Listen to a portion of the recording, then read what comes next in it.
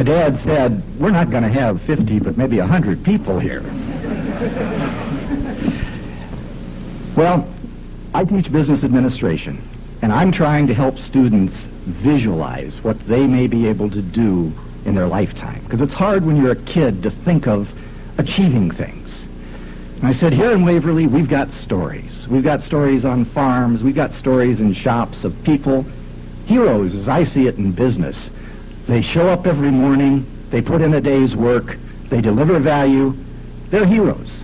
But it's hard to see those stories when you're a kid in college. Well, I felt Waverly had a story with the Shield Bantam Company, not just because I'm Wilbur's son, but because I'm in business and I see these things. So I felt there was a need for the museum to have a video, so that when a kid walked into that museum, instead of just seeing a piece of iron sitting there with a bucket beside it, they could understand the story. So there was a need, but I had two problems. The first one is, Wilbur is not Vern.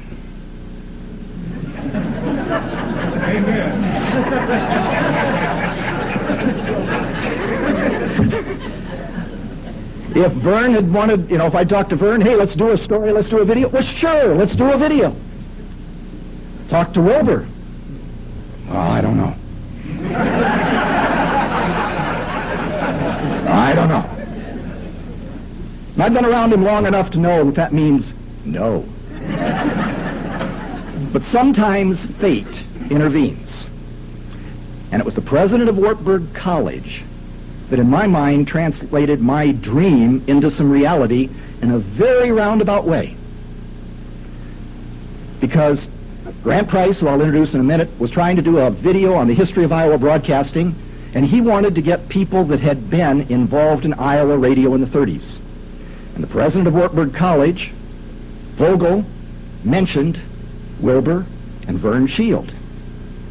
And so Grant Price interviewed Wilbur and Vern as a part of the history of Iowa broadcasting. And I saw how well my father got on with Grant Price. Because I had two problems, remember? The first was Wilbur is not Vern. The second is you need a storyteller to tell a story. And I'm not the storyteller. My dad's not looking to be the storyteller. You need a storyteller.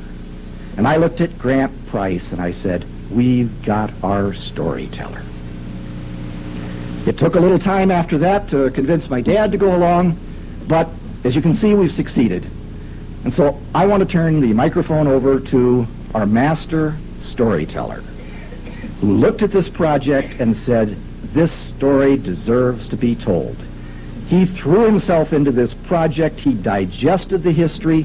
He translated it into something that you can see in a video, worked with the students, put up with the family, who always had one little more thing they wanted to change, right? So, please welcome Grant Price.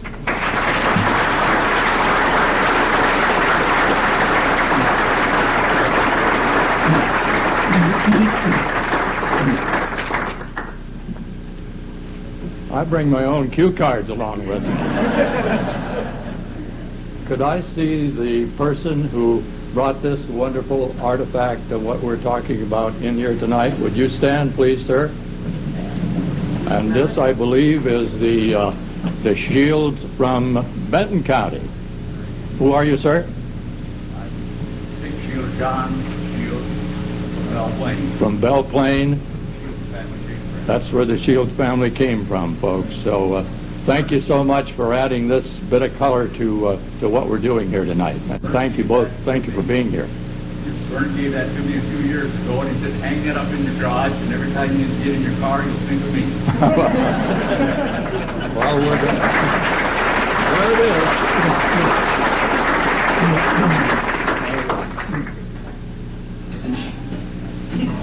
Well, if you don't believe that's a magic word, just look around here tonight. It's hard to get people to come out and participate, I heard, someplace. Not here tonight. And I think the reason is because of the legacy that we're talking about. And I know many of you who are here tonight have had a hand in that legacy in one way or another. Let me just embellish slightly on what Milo has already told you about this very circuitous route that all of us took in order to get this project done. Back in the days when I was still a broadcaster, back in the days when there still was such a thing as public interest broadcasting, editorial. One of the charges that station executives had was to do ascertainment, that is, to ascertain community needs. And a part of that process was to identify community leaders within the viewing listening area and seek them out and go around and interview them. And I was involved in that process as the news executive, certainly. And so one of the ascertainment interviews that I lined up was with a man named Vern Shield.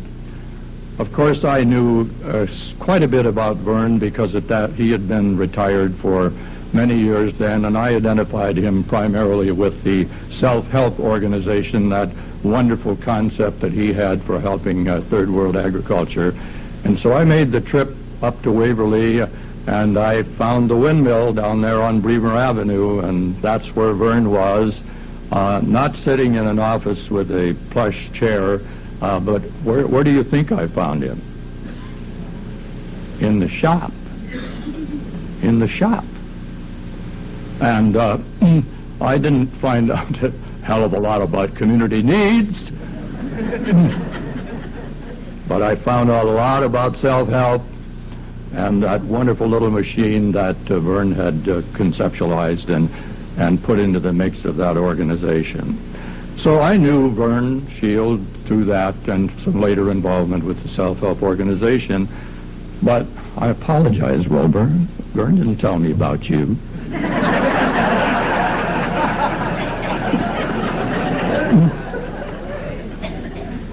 But trust Vogel, he'll get it done. And when we got into this broadcasting history project that we've been involved in here at the college, was sitting with Bob at lunch or something one day talking about that, and as Milo indicated, I said, I'd just really like to find people who were in that marvelous period in the early radio history where the owners were as cheap as they are today. Except they had a better reason. They weren't making any money. They were looking for people who would come in and entertain as long as they didn't have to pay them. I mean, that was literally true. So here comes these two brothers, the Limestone Boys, Vern and Wilbur Shield, knocked on the door of the studios of WMT Radio in Waterloo at that time, and said, we entertain for the community. How could we get on the radio? And with all that talent standing in front of them, they said, absolutely. And so Vern and Wilbur were on WMT Radio for a couple of years as the Limestone Boys, entertaining weekly. So that wound up with about 45 seconds in the broadcasting history video, which lasted an hour. So we needed to do more. So when I sat down to interview Wilbur about that little vignette, as I sat with this man over there in the museum, I said, this is a story. And that's my business, finding stories. So it's just been a privilege to put this story together with the assistance of some marvelously able young people. And that's what we're going to show you here tonight. The Limestone Boys and their small but scrappy band.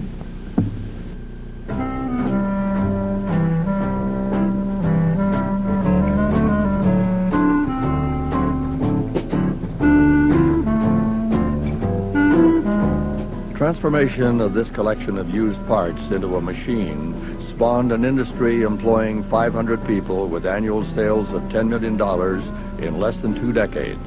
It is one of Iowa's great entrepreneurial achievements. However, it's not so much about a machine, known as Bantam No. 1, as it is a story about two brothers, rooted in the Iowa farm family tradition of hard work and rural ingenuity, who did what they could with what they had. Vern and Wilbur Shield came to Bremer County in the darkest days of the 1930s Depression, and they built a machine which revolutionized the construction business. It also left an indelible imprint on the community of Waverly and the state of Iowa.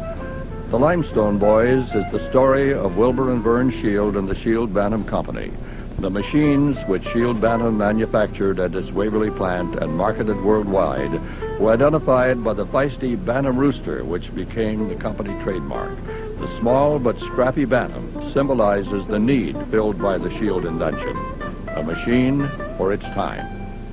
Equipment manufactured for materials handling and excavation in the 1930s was too large for small-scale operations, such as the limestone quarry just north of Waverly where the business originated.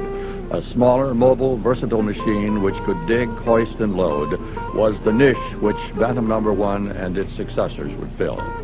Vern Shield made the first one, a drag line, to load trucks hauling lime from the quarry he and Wilbur operated. Demand for the little machine that could was immediate. When a neighboring gravel pit operator saw Bantam No. 1, he wanted to buy it, so Vern sold it to him and made Bantam No. 2, which he also sold. And so it went, until 20 years later, when the business was sold, it was manufacturing far more sophisticated machines and marketing 1,000 or more units a year across the U.S. and in places as far away as South Africa. The genius which sparked this American success story was a blend of two brothers with very different personalities. Wilbur's son Milo characterizes it this way: Vern built the machine and Wilbur built the company. Both men got their hands grimy in the shop in the early days, and both were intricately involved in managing their rapidly growing company. But fundamentally, Vern was the mechanic, and Wilbur was the marketing-savvy salesman. The differences which complemented each other so well in the business were evident to their sister Viola at the time the 7 siblings in the Shield family were growing up on the farm. In a family reminiscence, Viola remembered Vern as the one with gears and wheels in his head, whose whole interest was in machines. His curiosity once led him to dismantle the engine in their 1916 Buick. Vern had the parts spread out on the floor when his surprised father showed up, looking for a ride to town. Wilbur, on the other hand, was the free spirit remembered by his sister as the one who never brought any homework to study but seemed to know all the answers. Never used a bridle on his pony, just pulled on her mane to tell her which direction to go. The machines which Wilbur, Vern, and their helpers assembled at the quarry from existing parts were the prototype for the M47, the first in a series of production models which would follow. They were manufactured in a plant which the Shield brothers constructed in Waverly in 1946 to keep up with the demand for Shield Bantam products. Ownership, style, mode of operation, and product line have changed radically. But 60 years after Bantam No. 1 was sold, the Waverly industry created by the Shield brothers continues as a major player in the global construction industry. The cranes produced at the Waverly plant today by the Terex company have a reputation grounded in the same principles of innovation and product quality which Shield Bantam established. This is a story about two brothers, Wilbur and Vern Shield, and remarkable achievement with their small but scrappy Bantam, a machine for its time. The beginnings of this story of the Limestone Boys and their small but scrappy Bantam goes back to their rural roots in the 19th century.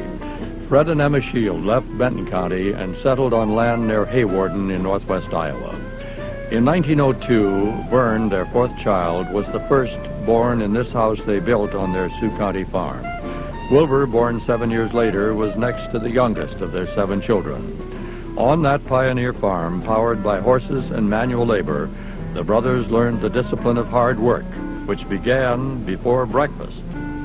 We didn't have breakfast until we milked 2 or 3 cows and fed the hogs and named it. You had your chores to do and before you sat down for breakfast. And so it was up early in the mornings, and that was just part of living. Besides the work, the children's lives revolved around the Mount Joy Church of God, located just half a mile from the farmstead, the one-room school they attended, and music, which was an important part of family life. In 1919, the Shields decided to sell the Iowa farm and relocate in Minnesota, where Fred established a prosperous farming operation. A decade later, that decision would crash around them. Moving there in 1919, approximately, or 18, and of course the crash come along in 29, and of course then we lost everything, because the reason, I think, at that particular time, the bankers, when Dad sold the farm in Sioux County, the bankers kept Dad's signature on the bank in Sioux County, guaranteeing their payments. Well, no way that he could keep both Minnesota land going and Iowa land going, so it just had to let everything go back. So, at ages 60 and 57, Fred and Emma look into the face of adversity and start over. In Iowa, on this land near the Cedar River north of Waverly, Vern, now 27, joins his father on the farm and rents another 80 acres. The phrase, "I did what I could with what I had," is attributed to Vern in a family history. But it was the creed which drove both brothers in the creation of a machine and a business that would mechanize work largely done by hand in the 1930s, a revolutionary change. It started in a quarry owned by the Shields' neighbor, Charlie Colburn. He was in the business of mining and crushing limestone, which was spread on farmland to improve productivity, a business that was not going well in the depression-racked farm economy of the times. However, the Shield brothers saw possibilities and decided to take over and operate the quarry. Waverly attorney Bill Engelbrecht, longtime friend and legal advisor, recalls that Vern was not able to obtain financing from local banks to upgrade quarry equipment, which kept breaking down. Anchor Jewell, Ralph Jewell's dad, a farmer north of Waverly, loaned them enough money to buy a commercial crusher on the strength of Howard Roach at Plainfield buying the crushed lime for agricultural purposes. And that's how Vern got started.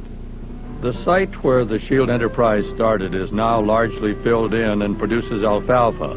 But back in the 30s, after a hard day's work at the quarry, Wilbur recalls drawing on their musical heritage as entertainers. The brothers appeared at community events and on the radio, promoting their business as the Limestone Boys. We couldn't advertise, or otherwise we'd had to pay.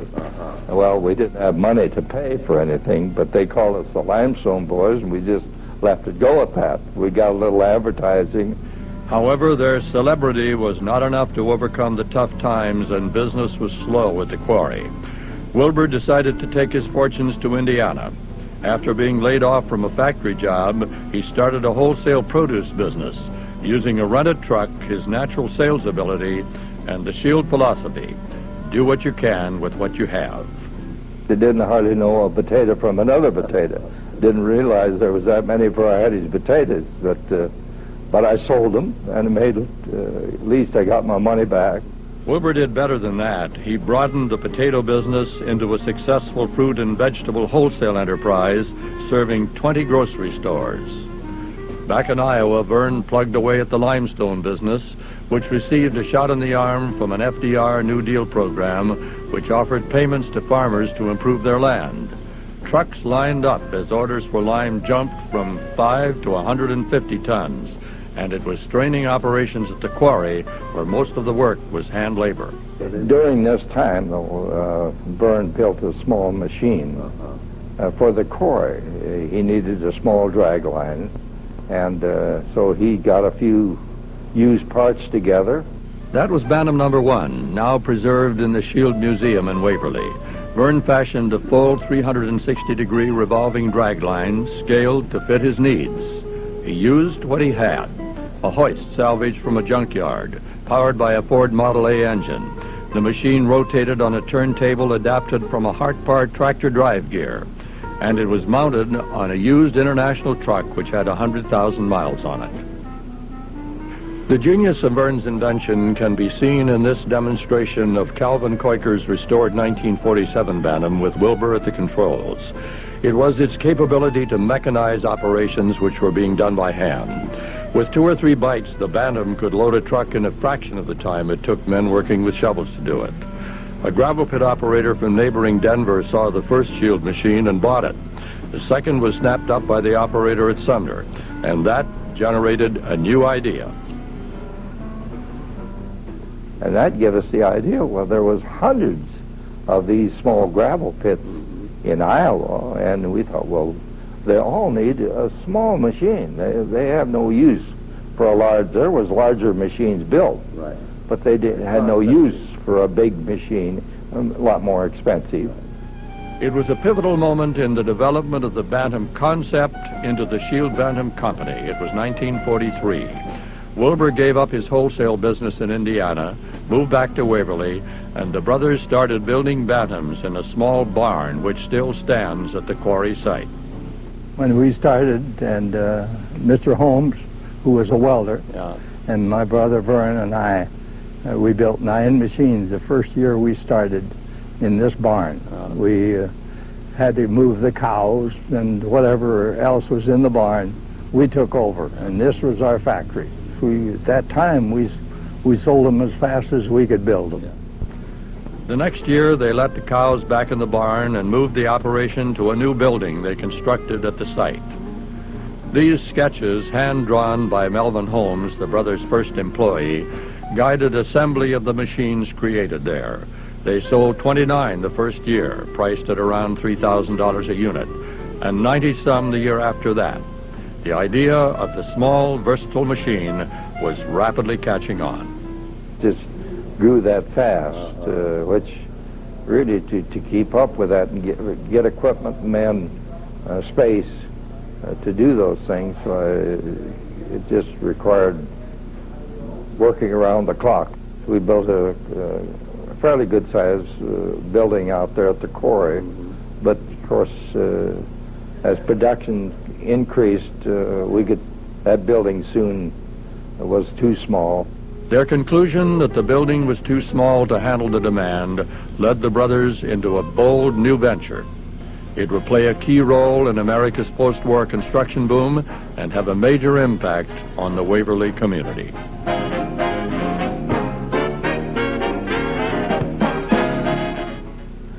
It was 1945, the war was ending, and the Shield brothers took a major step in building the Shield Bantam Company. In its creative thinking, it was as bold and far-reaching as Vern's basic invention. They would leave the quarry, construct a plant, and engineer and manufacture from scratch an increasingly refined and sophisticated version of the Bantam No. 1 concept. The 2 farm boys would develop a global market and sell thousands of the little machines that could beat men working with shovels by a country mile, and do a lot of other construction jobs more efficiently and at a cost a small operator could afford. The Shields formed a partnership corporation and moved their fledgling business to the 13,000 square foot manufacturing facility they constructed in Waverly. They were entering a very competitive world, a high-risk venture. It demanded skilled engineers, trained machinists, cost accountants, and a workforce that would number in the hundreds. It would take them into high finance, complex management, and sophisticated marketing. Bob Mung, who started his career as a snag grinder in the Bantam shop and went on to become president and general manager of 3 equipment manufacturing companies, appreciates the risk the Shields were undertaking. They had, you've heard this before, I'm sure, the right product at the right time. But that took some risk-taking because neither of them had a lot of capital when they started that business. The brothers were committing their little company to monumental change, from just assembling components others had made to manufacturing a machine from raw steel to refined product. We did all our own manufacturing, and then we, of course, had engineers and engineered our own equipment. We didn't buy a hoist and things like that. We engineered and built that from raw. All the components. All the raw steel, had our own patterns for gear works, things of that nature. And Their first production model, the M47, went on the market as a more refined machine than the quarry Bantams, but it retained the small-scale characteristics which gave it unique market appeal. With 5-ton lifting power and 1/3 yard bucket capacity, the Bantam dragline was small enough to mount on a truck, which gave it mobility. Once again, the Shield brothers seized the opportunity of the moment. The Army's rugged 6x6s were ideal for the purpose. Purchased as war surplus at a fraction of the cost of new equipment, they became the standard rolling platform for the first generations of production Bantams. However, the Bantam no longer is just a dragline. The Shields add versatility to its mobility. For lifting purposes, it was rigged as a crane. They developed both backhoe and shovel and dozens of other attachments. Shield Bantam production was timed and targeted with uncanny precision on market forces of the time. Post-war America generated unprecedented demand for housing. With the government committed to financing new home construction, there were basements, water and sewer lines to be dug, and new streets and roads to be built. The mobile Bantams, which rolled off the production line at the new plant in Waverly, hit the need exactly. The Bantam could come in, set up, dig, and move on to the next job with great efficiency. Coming out of World War II, not too many years, and there was a great demand for that, and more demand for the smaller sizes. Small contractors that were just getting started, and I would say that was the main thing. At that time, we dominated our size in the industry. The founder of a major Waverly construction company was one of those small contractors. However, Irv Happel started out as a Bantam employee. He had planned to take a month off when he got home in 1946 after 3 years' service in the Marines. But Wilbur persuaded him to go to work immediately. And he says, Irv, he says, I can use you out there at the shop tomorrow morning for a welder. And I says, well, I want to take off. And well, he says, you can always take off later on. We need a welder real bad. So I went out there. He started at the quarry plant, but when the Shields opened their new facility in Waverly, Happel and Bill Winkleman were the first 2 employees to begin work there. We were the first 2. And gosh, we got into that new building down there and says, Jeevers, I don't know what we're going to do. It says, this looks like there's too much room for us to. It was. They were soon joined by others in this crew, which turned out the first of the new generation of Bantams. Happel saw the success customers were experiencing with the machines they were creating, and he and his brother-in-law decided to go into business for themselves. Using Happel's GI loan and $500 Elton Hellwig borrowed, they bought a Bantam M47 and found themselves doing contract work with the city of Redwood Falls, Minnesota. It was a time when most sewer trenches were still being dug by hand. The genius of the small mechanized excavator became immediately apparent. 2 men working with shovels could dig 50 to 100 feet on a good day. And when we come in with our M47, we start digging for them. We get 300-400 feet in for them in a day, you know, which was great. They also dug basements and did other related construction work, and the city wanted them to stay. This engineer said, you come up here every year for a few years, and he says, I'll get you started in the sewer business. See, this is how we got started. From that start, Happel built a family business in which they used 5 Bantam machines. And at one time, I had 38 employees working for me. I was working all over the country. And this all happened through our Shield Bantam that we established a business, you know. The Shield machines leveraged the dreams of many other would-be entrepreneurs in the post-war period. Les Zelli, who worked in the engineering department for 38 years, called the Bantam a machine for its time. It was a machine that the first-time owner could afford and make some money with. A lot of field tile trenching was going on at the time, so the trench hoe was a popular item. And then, of course, small contractors, of which there were quite a few right after the war, as you recall. And it just all fit. It was a machine for its time. The 1947 Bantam was in production when Zelli, fresh out of college, joined the company. But he soon was at work designing an improved version, the M49. I was on the ground floor when the engineering began on that M49, and I did quite a bit of work on that, and I'm quite familiar with that machine. To make it more reliable, to make a little, get more capacity out of it, more work out of the machine. Soon the market for Bantams would expand well beyond small contractors. This shipment was destined for the Navy, and a model known as the ABM-51 was modified so it could be moved on military transport planes during the Korean War. But the big breakthrough in model development came in 1953, when Bantam introduced the T-35, which incorporated major engineering changes. This is the first attempt that we've made to incorporate a crawler machine, a self-propelled machine, and a truck-mounted machine with the same series of upper basic units. Consolidation of all control functions in one operator location made the self-propelled version the hot seller of the new T-35 line. You could operate in tighter quarters and things like that.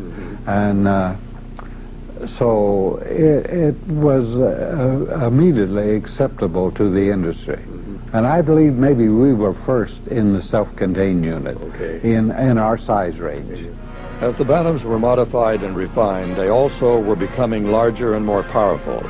The CR-350 was an upgrade with an 11-ton crane capacity. Up to this point, the Bantams were all cable-actuated machines. But pressure was coming from competitors using hydraulic technology, and the company met the challenge with its first hydraulic model. We came up with a hydraulic excavator which was well received in the field. In fact, matters we sold a ton of those. The growing use of hydraulic systems was just one of the changes sweeping over the industry as the story of the Limestone Boys moved into the 60s.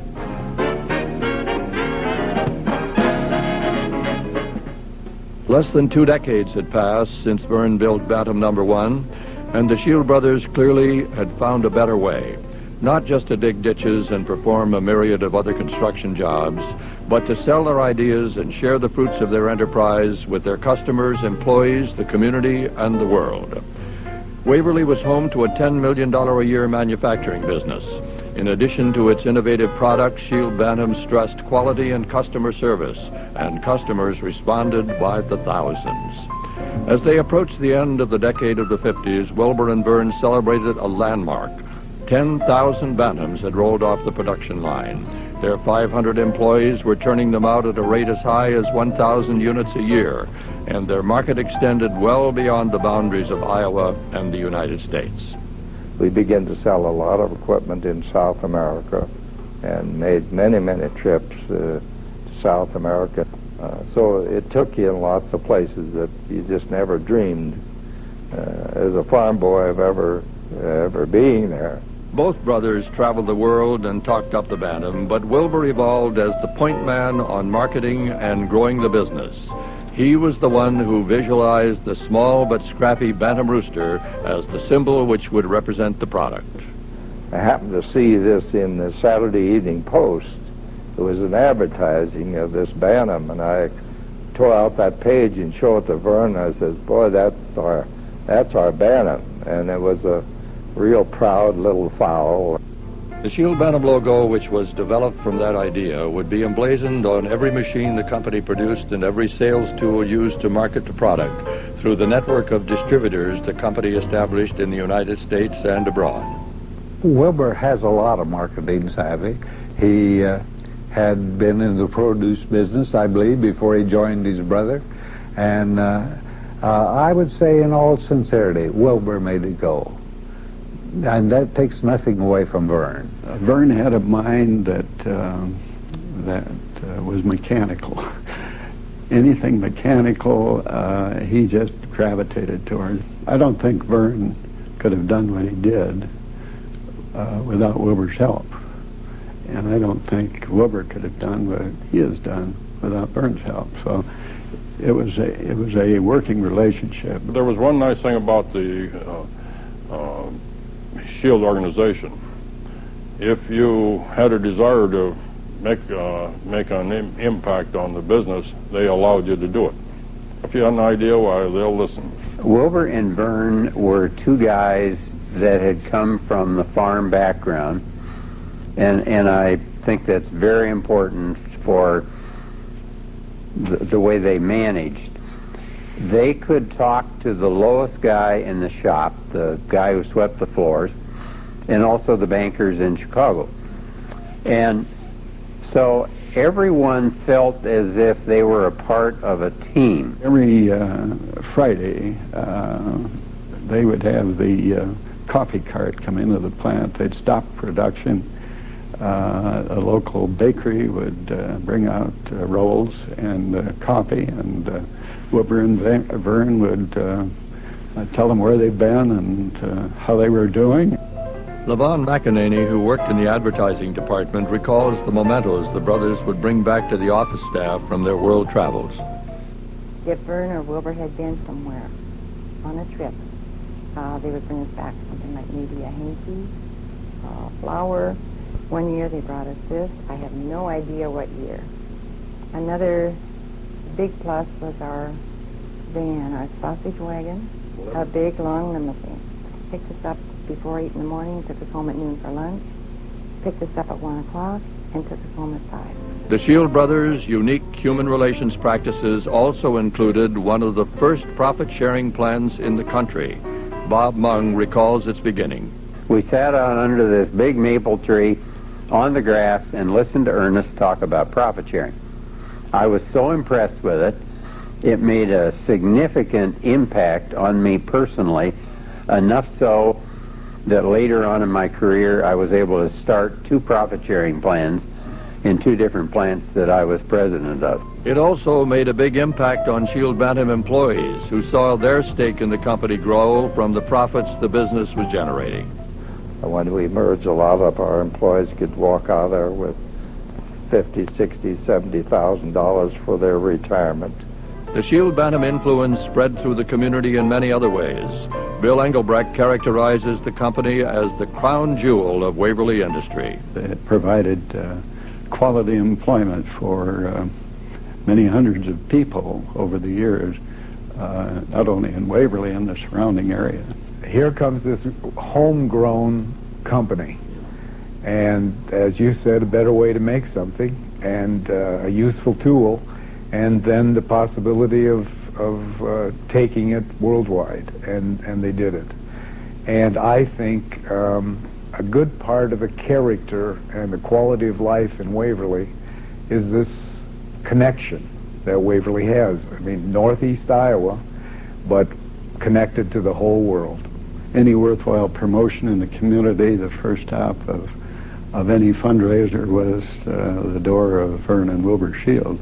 And they always responded very, very generously. They were generous people.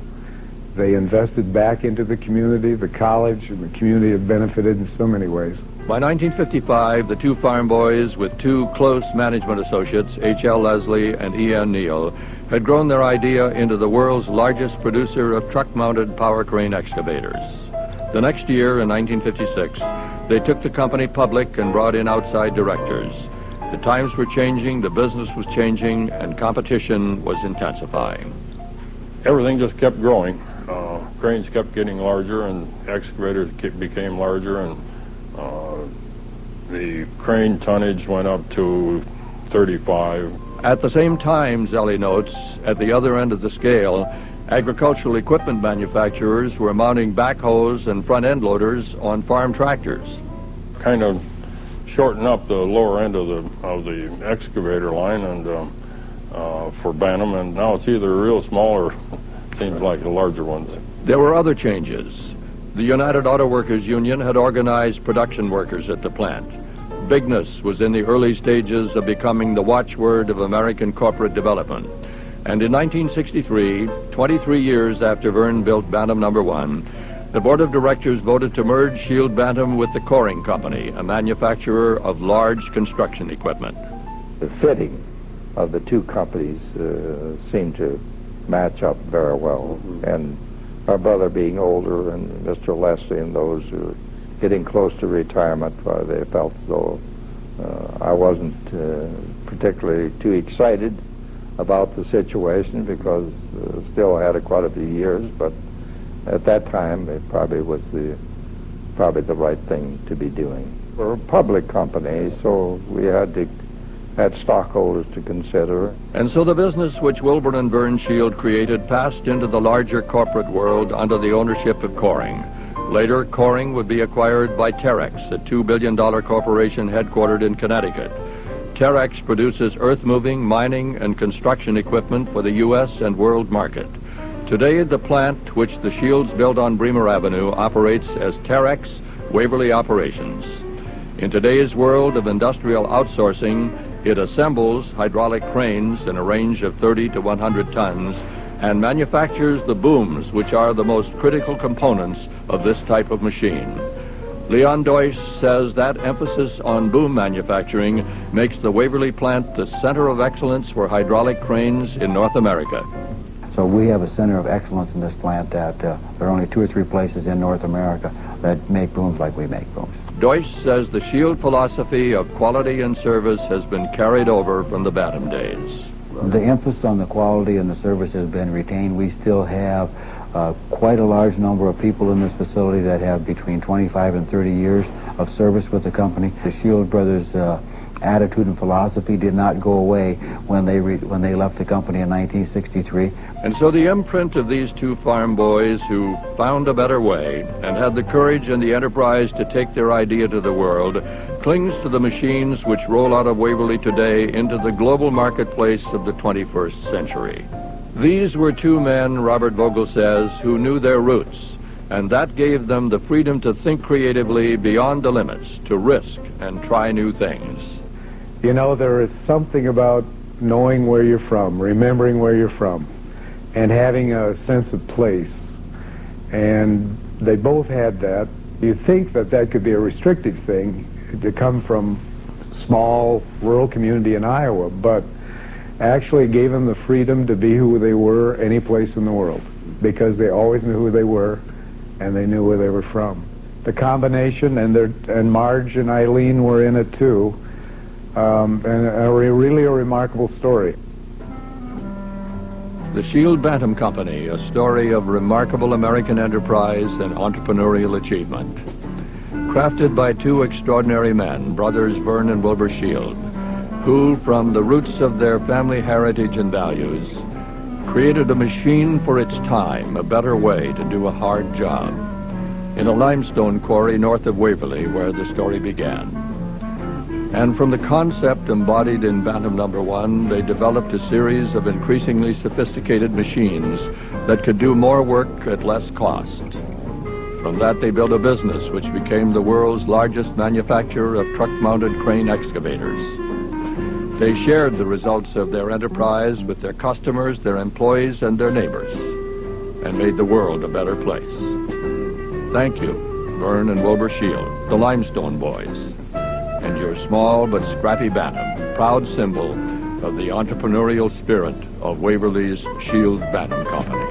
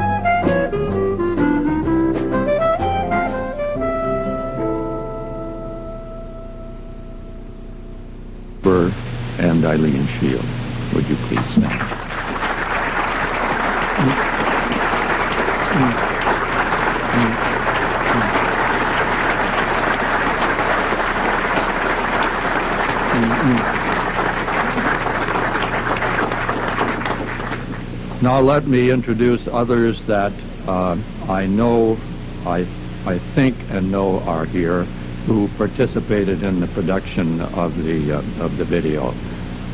With the crowd, I haven't seen everyone, so Bill Engelbrecht, are you here? Stand up, please, Bill.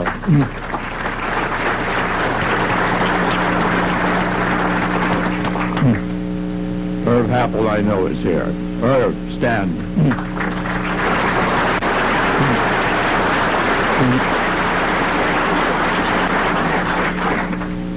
Levon McEnany. Levon, where are you?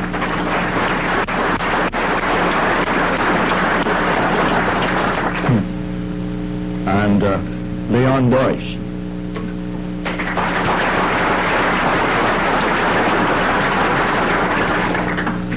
Les Zelli could not be here. He had responsibilities elsewhere this evening. But we certainly appreciate his contribution, as we also appreciate the contribution of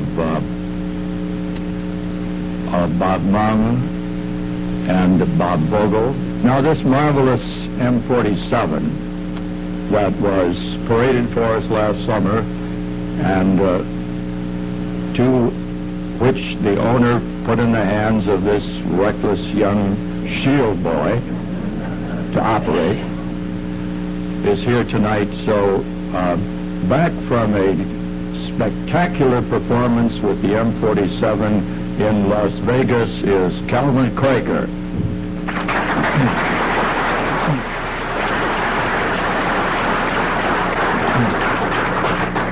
And his father, John Quaker.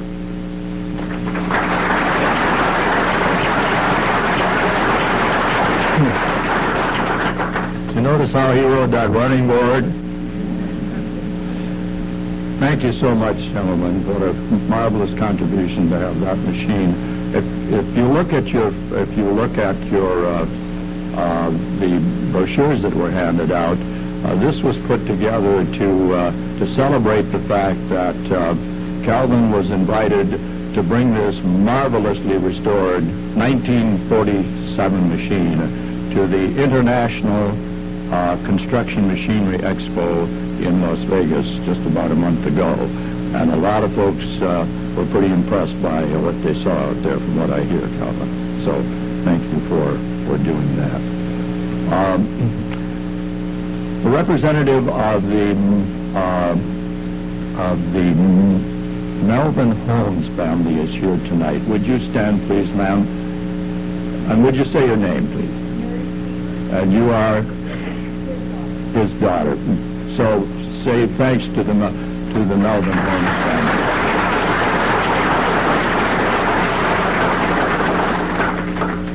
As I call myself with apologies, a would-be historian, the really exciting things to come across are these marvelous artifacts that really speak to what this experience was. And that sketchbook did that more for me than anything else we came across. So thank you very much. And then Merle Shorty Peterson, are you here tonight, Shorty? Because a lot of those pictures in the shop were made available to us by Shorty Peterson, right? So thank you to him. And to Leonard Hill. Is Leonard here? Leonard, thank you for the use of the hall.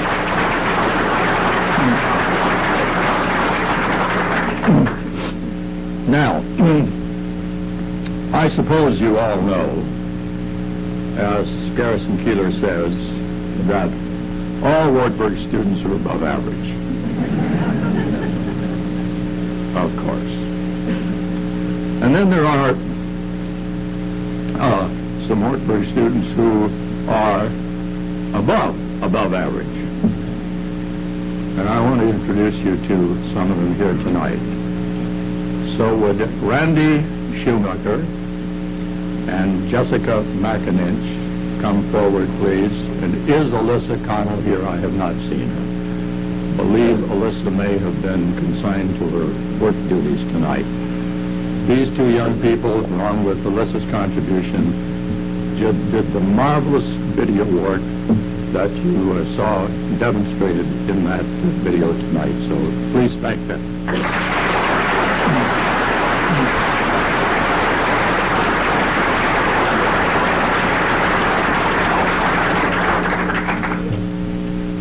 And believe me, they wouldn't let me touch that machine that you gave me. And there's a damn good reason for that. One more introduction. This brochure was sort of an outgrowth then of the convergence, my favorite word, Wartburg students, of the video project and Calvin's invitation to attend the expo in Vegas. So Wilbur thought it would be a great idea for Calvin to have a handout out there. And so we said, we've got just the folks who can do that here at Wartburg College, wouldn't you know? And their bug is on the back of the brochure. It's the Tower Agency, and the architect of this particular project is Katie Schatz. And where are you, Katie?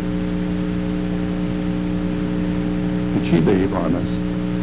Well, anyway, thank Katie Schatz for the work she did on this, because it was just a wonderful piece of work. Now, I think that I've just about exhausted everything I could say about this, except that we need to hear now from the star of the show, and Eileen has appointed Wilbur to do the talking.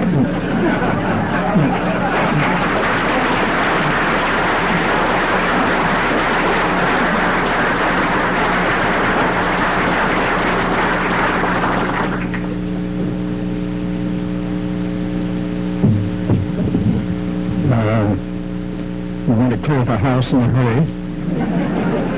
Here we go. Well, I'm not too sure. What are you saying? Well, I have to tie my son in it. Don't trust your kid. Don't ever trust him. They do things when you're not listening or not paying attention. They'll get you in trouble. We had 4 of them, didn't we, I think? But when this was being shown, you look back and realize what little things happen, and very, very little things. Bear with me for a bit. To get into this limestone business, I was up in Minneapolis with my brother. I was washing dishes in the YMCA for my meal. And I got a penny poster card from my brother. He says, come on down. He says, Mr. Coburn's got an old man's truck. He says, I think you could make a little money and rent it or something. So I come down. And that's the way we got. I rented that truck. I drove, and I've hauled lime out to the logger shelters here, the Brydens, and just a lot of farmers around here on their farms. I've hauled tons and tons of lime with that old nice truck with the wooden wheels. And but that got us started. And then Charlie Coburn lived right across the road. But Charlie was not a good mechanic. Things were broken down so much at the time. And I told her, and I says, why don't we just take that Corey over, and we feel as though we could do a better job. So we talked to Charlie. We never signed no contract. I don't remember signing anything. We'll give you 5 cents a ton for every ton we crush. He says, go ahead. So then, I think the next Monday, we just took it over. No contract. Every ton we took out there, we gave them 5 cents. And, but look what that did.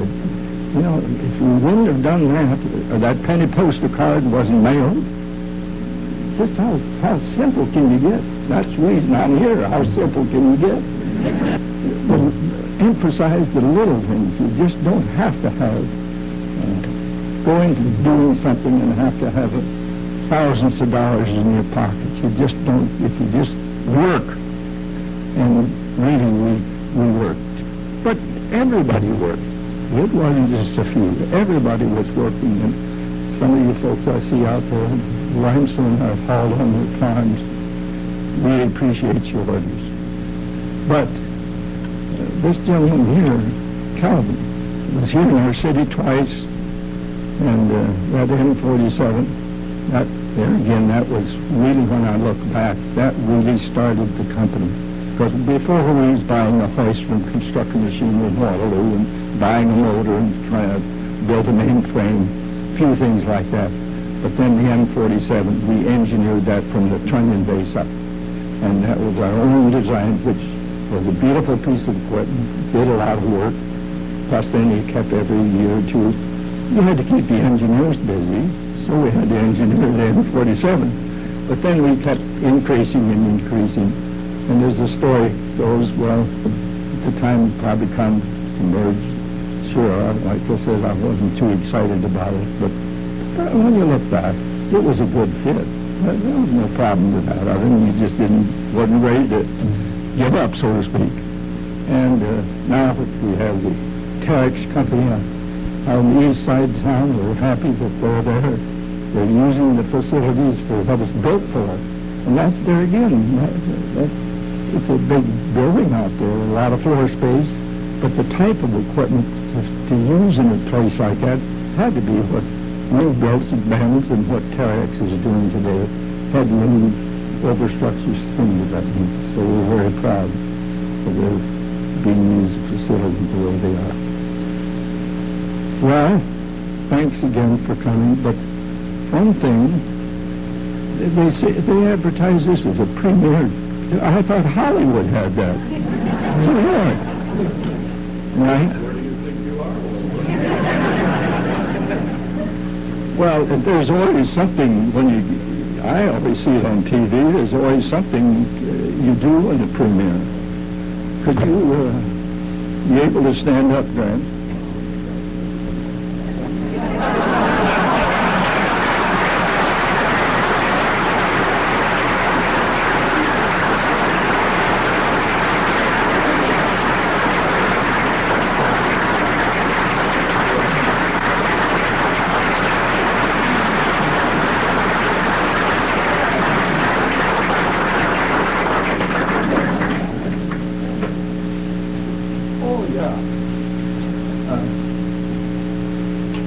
One thing hadn't been said here.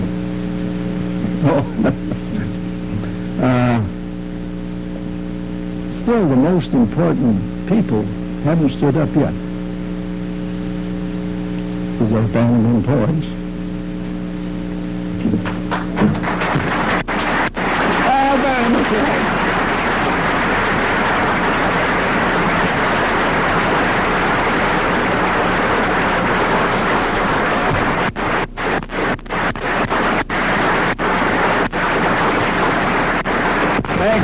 Thank you. Hill, you can sit down anytime. That's the guy I had the most trouble with. I should have fired him long ago. Well, I think this sort of concludes it, does it, Mono? Sure. Thank you. Again, don't trust your kids. Eileen, why don't you stand? Take a bow. Come on.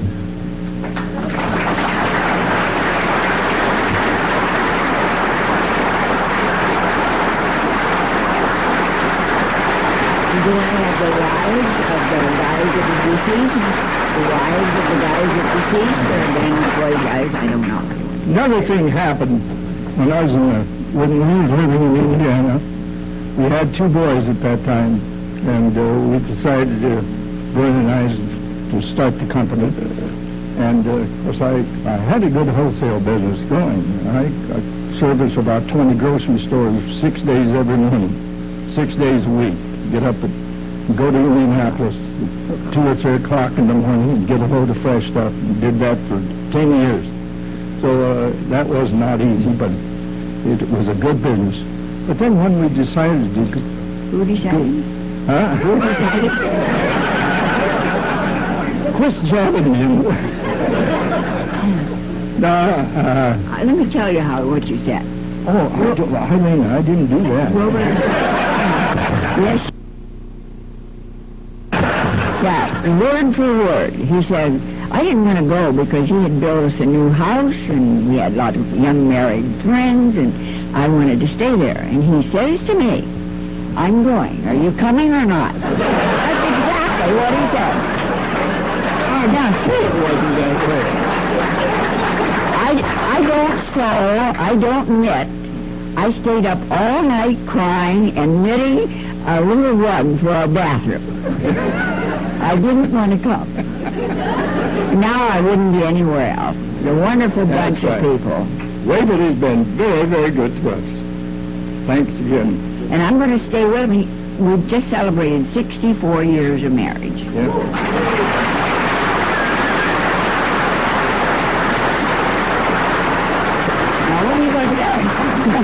I don't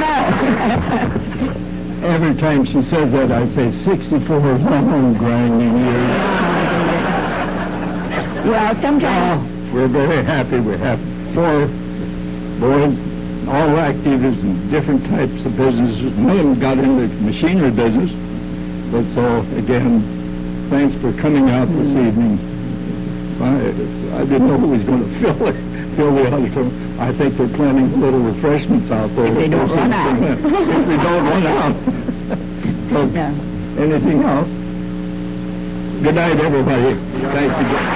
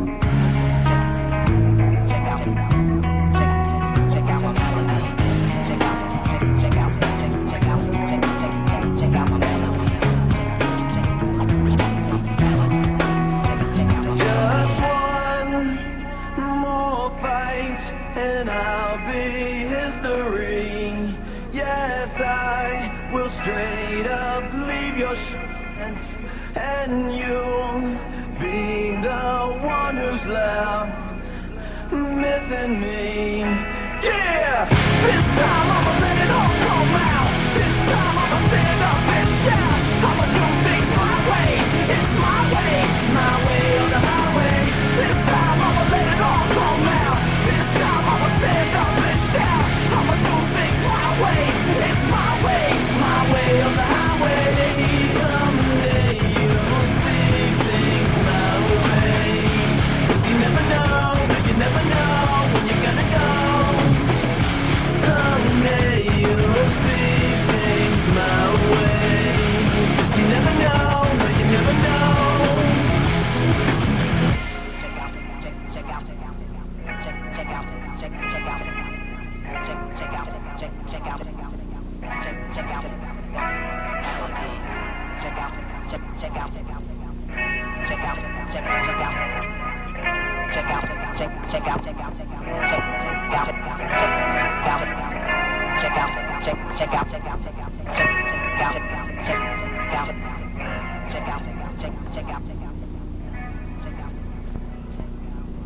How come, like, some stuff sucks? But then, like, some stuff is pretty cool. You need stuff that sucks to have stuff that's cool.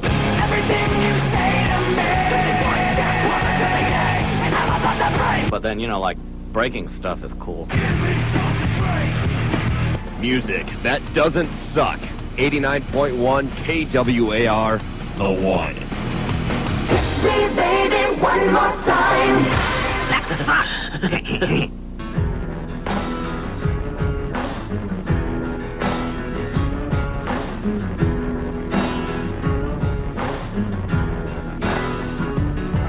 Well, I started this story in the middle of the page. I remembered the lines and forgot my age.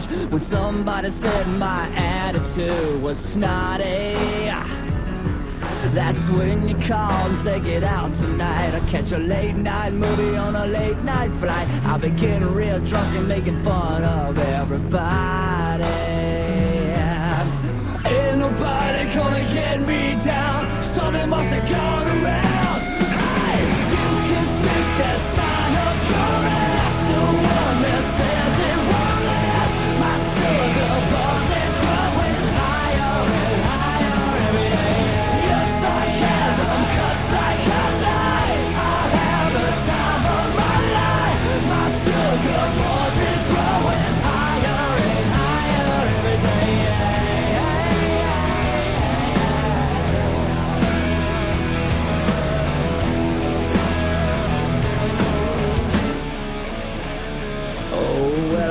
To a party last Saturday night, you know, I think I got laid, then I got in a fight. I don't remember that much, but I think I liked it.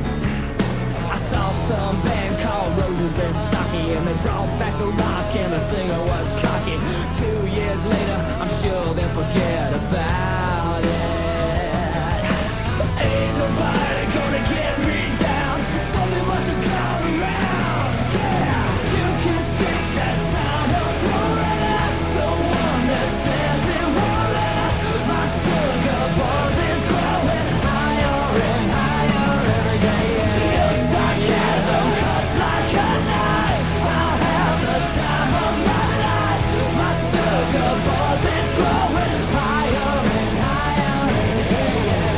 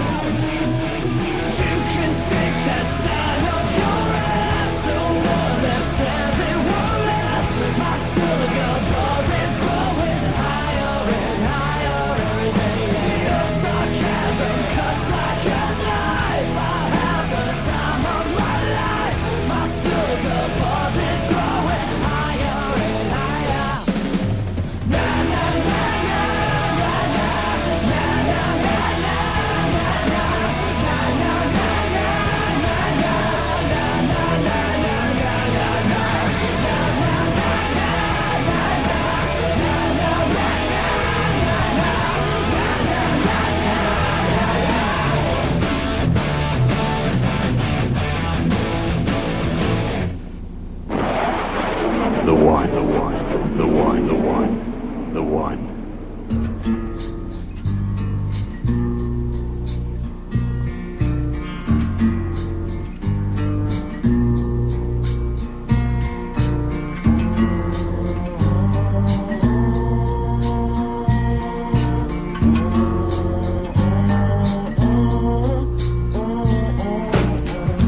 Some call me a loser, some call me a cheater, some say I'm a selfish, untalented dreamer, cause all I try to do is keep my dream alive, but it's so hard to do when you're working 9 to 5. I've never been one afraid to die, but I'm afraid to leave behind the precious life that grows through the sands of time, cause now I've got 2 daughters and I know they need their father to help them make it through all of the devious things that people do, cause every moment counts from the good times to the bad. I don't have time to envy, those are kind of things I've never had, cause the one thing most important is the one we take for granted until your life is on that line. Think it's the way God had planned it, so open up your eyes and make you realize that there's some life is money, but what's money without life? Cause all I need is a year that I breathe and my friends and family to believe in me. As deep as the abyss where the waters run, as deep deep as the land of the rising sun. You know I'm down here when the minds are against us. Doesn't even matter, nothing else matters. As deep as the abyss where the waters run. As deep as the land of the rising sun. You know I'm down here when the minds are against us. Doesn't even matter, nothing else matters. The same blood,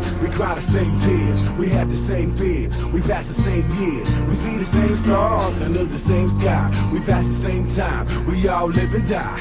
Cause friends, family, wars, stinking in blood. And if never felt love, then I feel for you. Cause lives pass above us in 747s. The seas swell below us before they go to heaven. Everything in between our hands and meaning. Some stay connected while others keep fiending, looking for that meaning. But the lost can't be found. Drop to your caps and pray. Now can you hear the sound? Do you feel it? Now do you feel it coming? 200, the hunters are the hunted. Electrical currents conflict with the spirits. Do you hear it? Or do you feel it? Deep like 7 leagues, life intrigues intelligence. Got no time for clutter. You're late if there's hesitance. Put your foot forward and it'll be a helping hand. Take a step back, then you're stuck in the quicksand. And just in toxins keeps us locked in a mental jail trap. 99 where your family at. And I might fail. Ooh, I might succeed. Whatever the outcome is, just keep your faith in me. Just believe in me.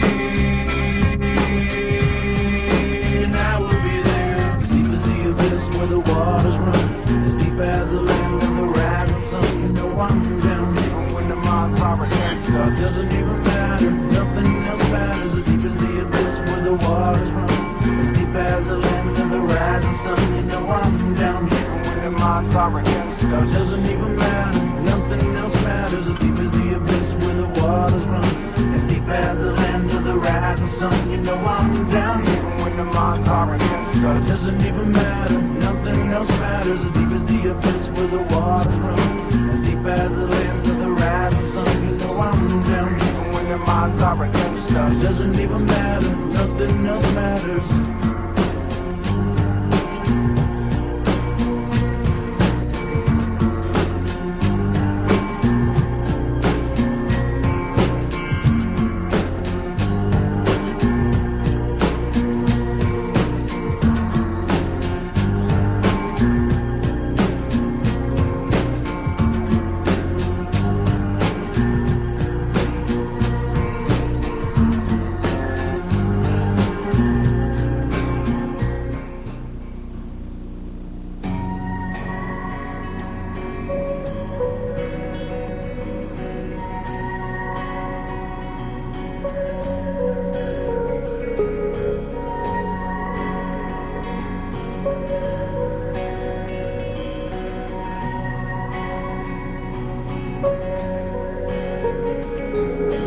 So you sailed away